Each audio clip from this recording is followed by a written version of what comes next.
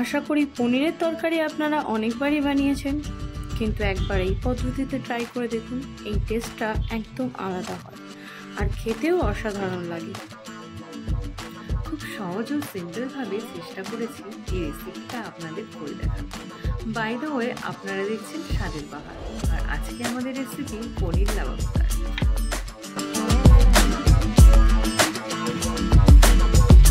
পনির লাবাবদার বানানোর জন্য আমরা এখানে নিয়ে নিয়েছি একটা স্টার আনিস, একটা দারচিনি, একটা লবঙ্গ, একটা এলাচ, 3টে শুকনো লঙ্কা, 20 গ্রাম চারমগজ, 15 গ্রাম কাজু, আগে থেকে কিউব করে রাখা 2টো টমেটো কুচি, সামান্য পরিমাণ আদা, হাফ চামচ জিরে ও মরিচ,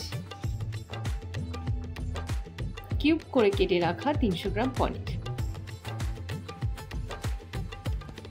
কড়াইয়ে 100 গ্রাম সাদা তেল দিয়ে আগে থেকে কেটে রাখা পনিরগুলোর সামান্য পরিমাণ লবণ, কাশ্মীরি লঙ্কার গুঁড়ো, হলুদ গুঁড়ো দিয়ে হালকা করে ভেজে নেব।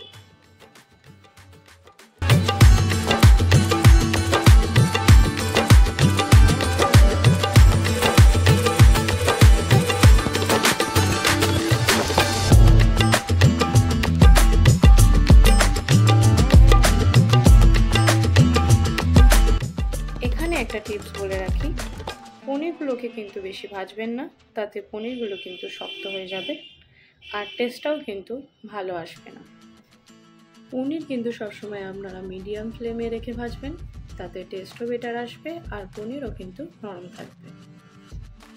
পনিরগুলো নামিয়ে নেওয়ার পর সেই তেলের মধ্যে গোটা গরম মশলা দিয়ে দেব, যার মধ্যে আছে একটা স্টার আনিস, একটা এলাচ, 2টো লবঙ্গ, দারুচিনি। একে একে শুকনো লঙ্কা, আগে থেকে কিউব করে রাখা টমেটো কুচি, সামান্য আদা, কাজু ও চারমগজ দিয়ে ভালো করে ভেজে নেব।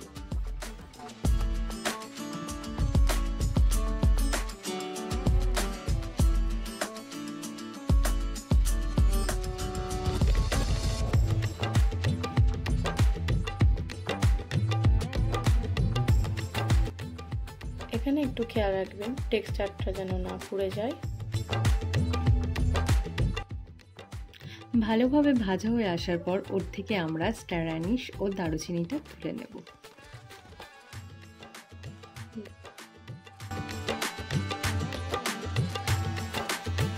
টেক্সচারটা ঠান্ডা হয়ে আসলে আমরা এবার মিক্সিতে দিয়ে পেস্ট করে নেব।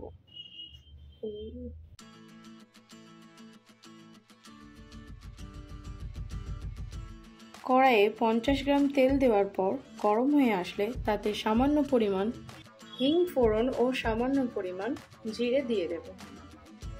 আগে থেকে করে রাখা পেস্টটা আমরা এখানে অ্যাড করে নেব।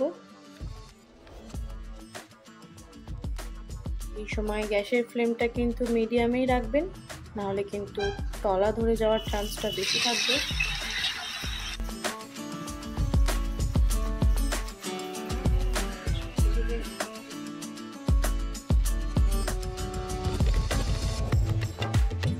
টেস্টটা ব্যালেন্স করার জন্য এখানে সামান্য পরিমাণ চিনি ও লবণ দিয়ে দেব।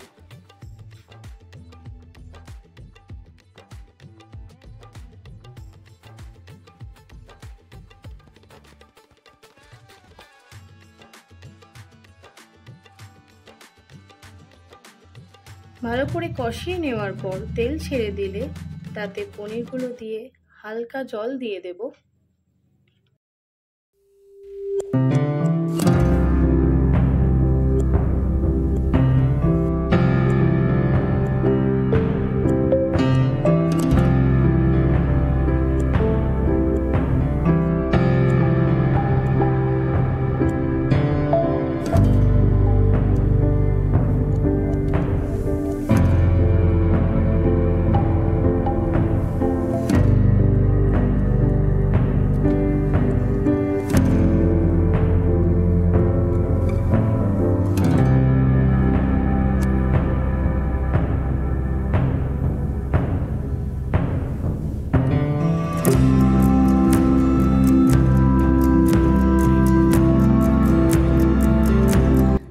হয়ে আসলে ওপর দিয়ে গরম মশলা ও ঘি ছড়িয়ে দেব।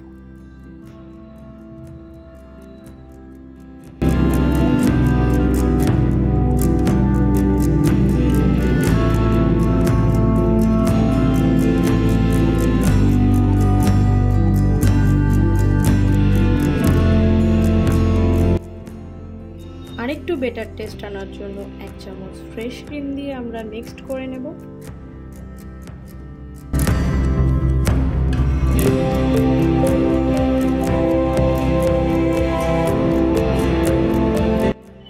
আমাদের পনির লাবাবদার কিন্তু একদম রেডি হয়ে গেছে রেস্টুরেন্টের স্টাইলে।